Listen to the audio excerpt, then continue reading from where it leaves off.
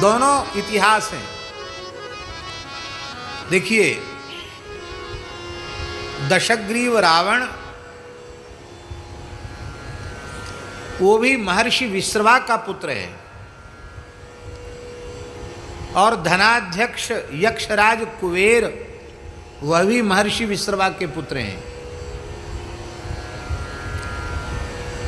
और रावण भी कोई सामान्य नहीं है। विश्रवा के बड़े भाई हैं भगवान अगस्त्य। महर्षि अगस्त्य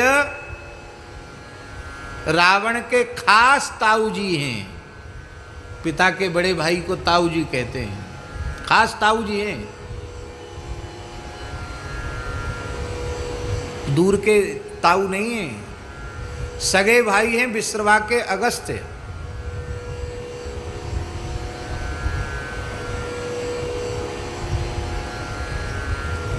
पर रावण के ऐसे संस्कार कैसे हो गए? स्पष्ट लिखा है, रावण को राक्षस बनाने में उसकी माता कैकसी की भूमिका है। श्रीमद् वाल्मीकि रामायण के उत्तरकांड में प्रसंग आता है कि धनाध्यक्ष कुबेर अपने पिता महर्षि विश्रवा को प्रणाम करने आए।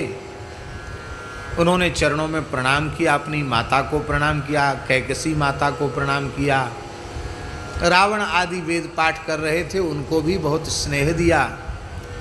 और वो प्रणाम करके जब चले गए तो रावण ने अपनी जन्मदात्री माता से पूछा, माँ, ये तेजस्वी महापुरुष कौन थे जो विमान में बैठकर आए? मेरे पिता को भी प्रणाम किया, आपको भी प्रणाम किया, मेरी विमाता इडविडा को भी प्रणाम किया, कुबेर की माता, और हम लोगों को भी बहुत प्यार दुलार किया। ये महापुरुष कौन है? तो कैकसी को कहना चाहिए था कि बड़ा भाई पिता के तुल्य होता है, रावण ये तेरे बड़े भैया कुबेर जी हैं, अरे तुमने इन्हें प्रणाम क्यों नहीं किया, ये कहना चाहिए था। लेकिन इतना सुनते ही कैकसी लंबी लंबी श्वास भरने लगी, रोने लगी। बोले, तुम्हारे जैसे बलिष्ठ पुत्रों को जन्म देने के बाद भी मैं अपने दुर्भाग्य को कोस रही हूँ, अपने आप को कोस रही हूँ, अपने दुर्भाग्य को कोस रही हूँ। मेरी सौत का पुत्र लोकपाल बन गया, धनाध्यक्ष बन गया। लंका हम राक्षसों की ही थी, उसका राजा बन गया। ये पुष्पक विमान में घूमता है। और एक तुम हमारे पुत्र हो।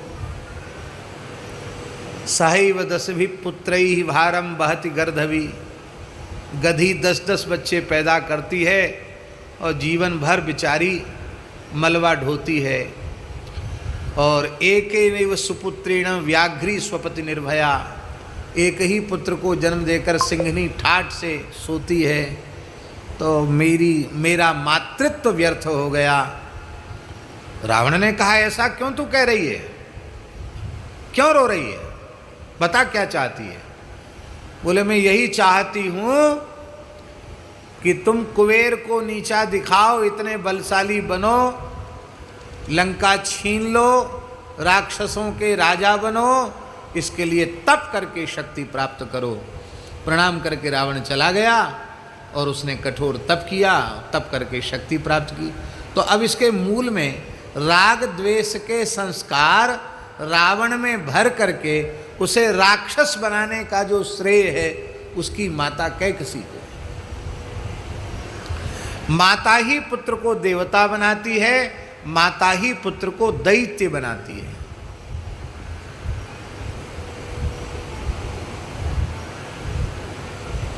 पिता के संस्कार भी पुत्र में आते हैं, किंतु कम आते हैं। माता के संस्कार ही अधिक आते हैं। इसलिए हमारे यहाँ सनातन धर्म की परंपरा के अनुसार, पद्धति के अनुसार मातृकुल की पवित्रता पर विशेष ध्यान दिया जाता है। विवाह संबंध में मातृकुल कितना पवित्र है, इस पर विशेष ध्यान सबको देना चाहिए। क्योंकि मातृकुल की पवित्रता से ही संतान पवित्र होगी। पिता की भूमिका मात्र गर्भाधान की है, पर 9 महीने तक उदर में पोषण करना वो केवल अपने रक्त से पोषण नहीं करती है। संतान उस गर्भधारिणी माता के विचारों से पोषित होती है, उसके संस्कारों से पोषित होती है। जो कुछ गर्भिणी अवस्था में माता करती है, सुनती है, देखती है, सोचती है, विचारती है, उन सब संस्कारों का प्रभाव उसके गर्भगत बालक पर पड़ जाता है। सुनीति माता का अनुकरण यदि माताएं करें तो उनका पुत्र ध्रुव अवश्य हो जाएगा। आजकल विश्व सुंदरियों के चुनाव होते हैं, अखबार में निकलता है कौन के सिर पर विश्व सुंदरी का ताज धरा जाएगा। और ये जो चयन की प्रक्रिया है बड़ी अश्लील है, ठीक नहीं है। वस्तुतः विश्व सुंदरी कौन है विश्व सुंदरी? श्री मलुकदास जी विश्व सुंदरी की परिभाषा दे रहे हैं। मलुक सो माता सुंदरी, जहां भक्त अवतार। मलुक सो माता सुंदरी, जहां भक्त अवतार।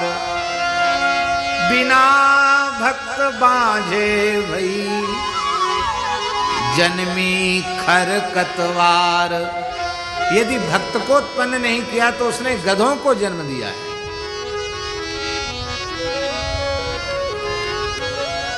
और एक दोहा तो बहुत प्रसिद्ध है, आपको भी याद होगा। जननी जने तो भक्त जने, के दाता के सूर। नाही तो जननी बांझ रहे, वृथा गमावे नूर। और श्री लक्ष्मण जी की जन्मदात्री माता सुमित्रा जी क्या कह रही? पुत्रवती युवती जग सोए। पुत्रवती युवती जग सोई। रघुपति भगत जासु सुत होई। रघुपति भगत जासु सुत होई। न तरु बांधी भई बादी बियानी। न तरु बांधी भई बादी बियानी।